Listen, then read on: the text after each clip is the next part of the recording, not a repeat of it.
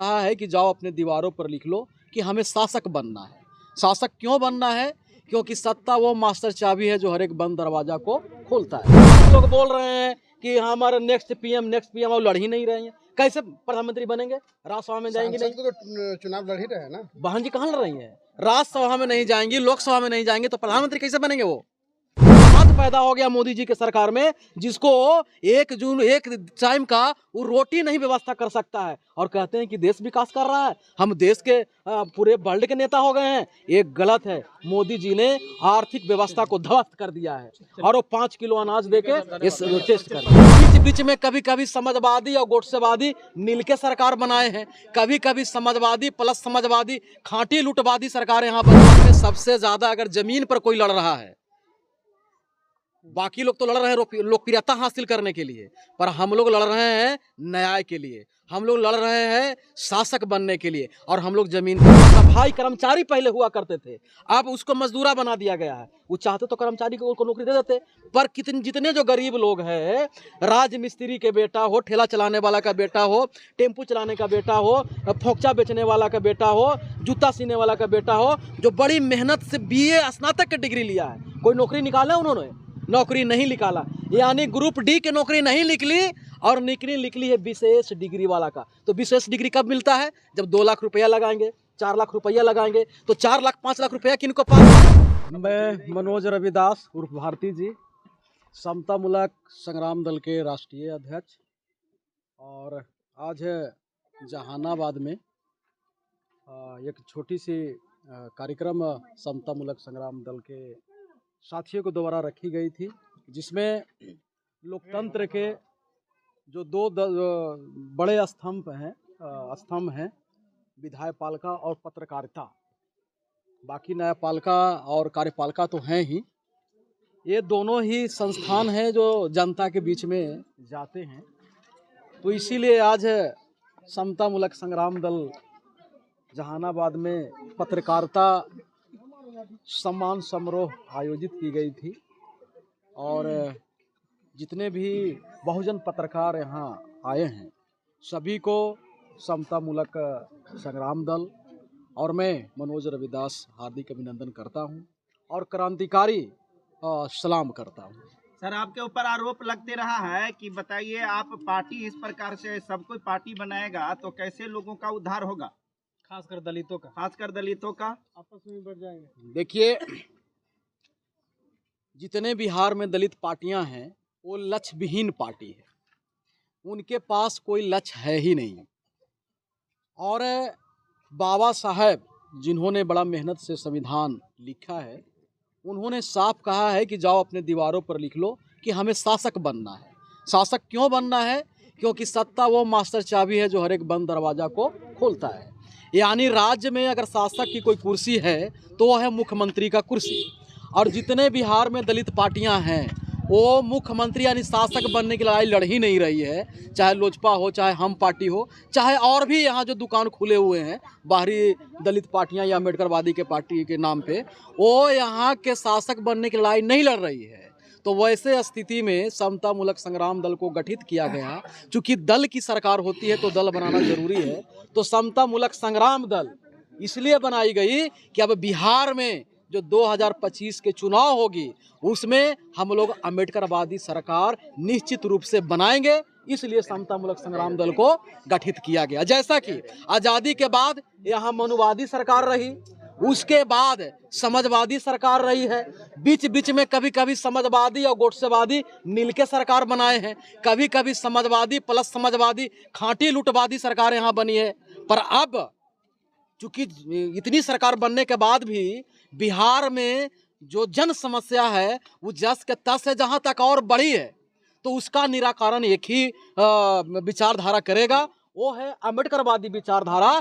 तो कोई लड़ेगा तब न बनेगा। इसलिए समतामूलक संग्राम दल गठित की गई है कि यहाँ मनुवादी सरकार रही, समाजवादी सरकार रही, अब की बार अम्बेडकरवादी सरकार निश्चित रूप से होगा और ये संघर्ष हम लोग जीतेंगे। तेजस्वी यादव, चिराग पासवान भी बाबा साहब की बात करते हैं। बात तो नरेंद्र मोदी भी करते हैं, अमित शाह भी करते हैं और मोहन भागवत भी करते हैं, और भी दलित को जिनको वोट लूटना है वो भी बात करेंगे। बेगर बाबा साहब का नाम लिए वोट कैसे लुटाएगा?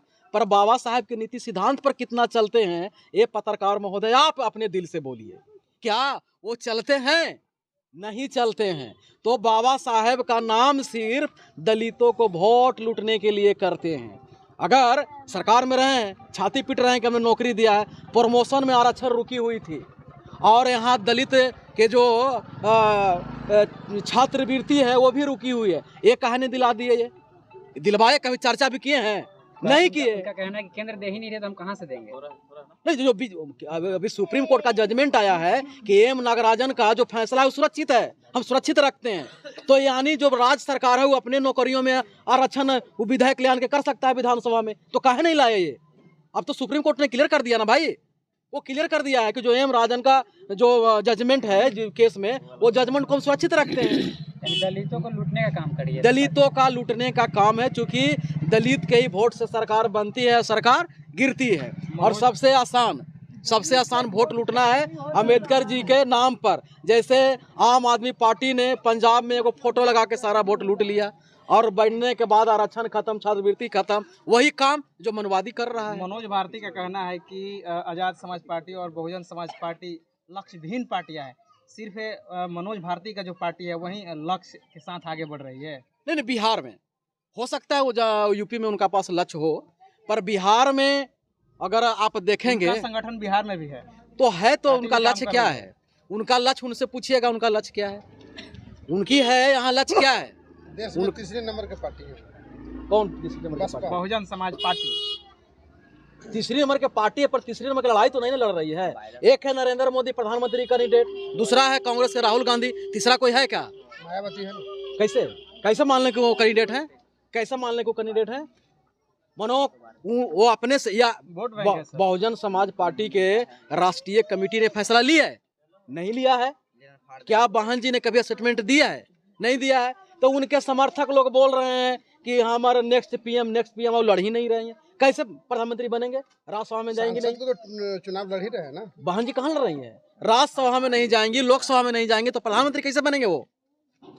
बहन जी में कोई दोष नहीं है। बहन जी यूपी के 27 मुख्यमंत्री के वो लड़ाई की उनकी तैयारी है। देश के प्रधानमंत्री की लड़ाई नहीं है। देश के प्रधानमंत्री की लड़ाई में दो ही पार्टी लड़ रही है, एक है भाजपा और एक है कांग्रेस, तीसरा कोई नहीं है। और बिहार में लोकसभा चुनाव हो रहा है, तो समता मूलक संग्राम दल कितने सीटों पर चुनाव लड़ रही है, कितने प्रत्याशियों की अभी घोषणा की? हम लोग यहाँ 10 सीट पर हम लोग चुनाव लड़ रहे हैं, जिसमें प्रथम चरण में 3 जगह हम लोगों ने नॉमिनेशन फाइल किया था, जिसमें हम लोग को षड्यंत्र के तहत यहाँ के सरकार और विपक्षी दोनों मिलके हमारे उम्मीदवार के नॉमिनेशन को रद्द करने का काम किया था। वो 3 गो रद्द हो गई है। पर अभी हम लोग जहानाबाद से लड़ेंगे। 7 तारीख को हमारे मिंता देवी जी यहाँ आपके सामने कैंडिडेट यहाँ हैं। 7 तारीख को हम लोग नॉमिनेशन करेंगे।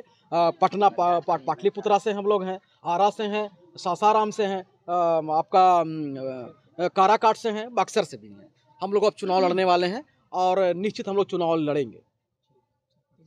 और सर एक आखिरी सवाल ये है, लोगों का कहना है कि आप जो है धरातल पर जा करके लड़ाई नहीं लड़ रहे हैं।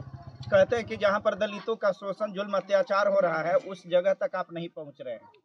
नहीं, उसके लिए तो सोशल मीडिया, अभी तक सोशल मीडिया जो है प्रूफ के तौर पर हर एक लोगों के हाथों में सोशल मीडिया है।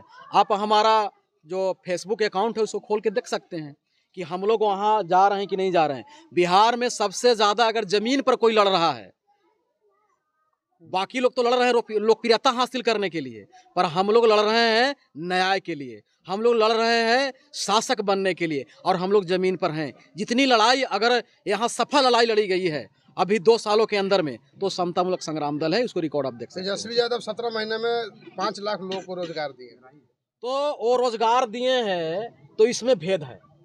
रोजगार समता मूलक संग्राम दल मानती है कि रोजगार पहले उनको मिलना चाहिए जो आर्थिक रूप से कमजोर है, जो व्यक्ति अर्थ के अभाव में वो विशेष डिग्री नहीं लिया हो, उसको पहले नौकरी मिलना चाहिए।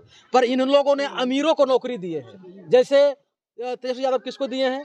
तो स्पेशल डिग्री जो प्राप्त किया है, जैसे हम उनका विरोधी नहीं है, पर उन्होंने मास्टर की तो नौकरी निकाला, पर स्कूल में चपरासी के निकली है क्या? किरानी के निकला है? सफाई कर्मी के निकला है? नहीं। वो अपने नगर मंत्री थे, स्वास्थ्य मंत्री थे, नगर में जितने मेहतर समाज के हमारे भाई हैं, जो सफाई कर्मचारी पहले हुआ करते थे, अब उसको मजदूरा बना दिया गया है। वो चाहते तो कर्मचारी को नौकरी दे देते, पर जितने जो गरीब लोग हैं, राज मिस्त्री के बेटा हो, ठेला चलाने वाला का बेटा हो, टेम्पू चलाने का बेटा हो, फोकचा बेचने वाला का बेटा हो, जूता सीने वाला का बेटा हो, जो बड़ी मेहनत से BA स्नातक की डिग्री लिया है, कोई नौकरी निकाला उन्होंने?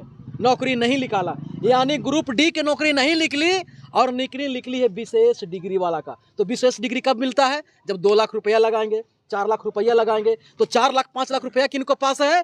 जरूर, चाहे वो दलित हो, चाहे OBC हो, चाहे फॉरवर्ड हो, जरूर वो नौकरी पर या विशेष उद्योग धंधा का उनके पास जरिया हो, वही ना विशेष अपने बाल बच्चा को विशेष डिग्री दिलवाए और उन्हीं को नौकरी दिलवाए। पर गरीबों को जो अपने पेट काट के अपने बच्चा को स्नातक और IE और मैट्रिक पास कराया, उसके लिए कोई डिग्री को नौकरी के लिए निकाले क्या? क्या जो खाना बनाती है महिला सशक्तिकरण की बात होती है, वो महिला लोगों को नौकरी देने का काम किया? नहीं किए। जो ये महिला समूह चलाती है, 5 किलो अनाज दे रहे हैं 80 करोड़ लोगों को। ये मोदी जी 5 किलो, देखिए एक कहावत है मनुवादियों के बीच में कि अछूतों को और शूद्रों की औकात क्या है। तो पहले कहा गया था कि लमनी बरधान में शूद्र बौरान, अछूत बौरान। वो बहुत दिनों के बाद मोदी ने प्रयोग किया कि ये शूद्र आज भी 5 किलो में बौराता है कि नहीं। तो 5 किलो फिर वो अनाज दे दिया, और अनाज देने के बाद सब मोदी जी जय जय करने लगा।